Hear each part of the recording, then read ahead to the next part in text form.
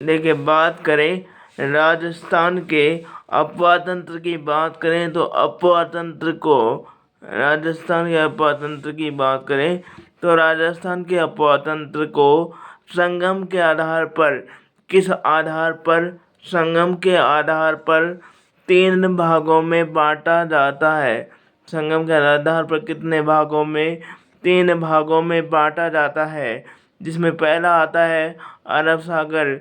अरब सागर 17%, और इसके बाद आती है बंगाल की खाड़ी 23%, और इसके बाद में कौन सा आता है तीसरा?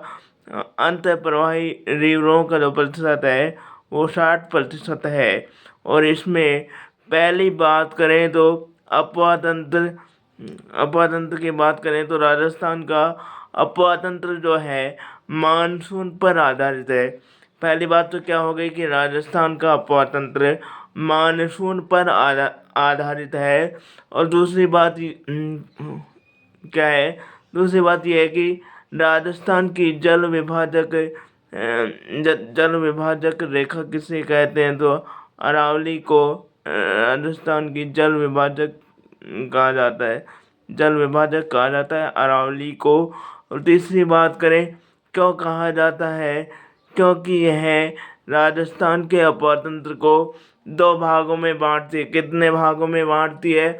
2 भागों में यहाँ पर बांटती है। राजस्थान के अपवाद तंत्र को कितने भागों में?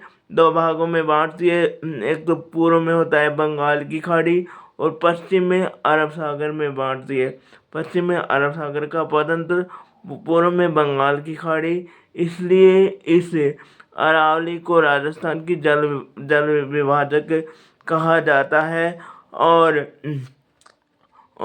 राजस्थान में अंतःप्रवाही रिवर सर्वाधिक है, नदियाँ सर्वाधिक है।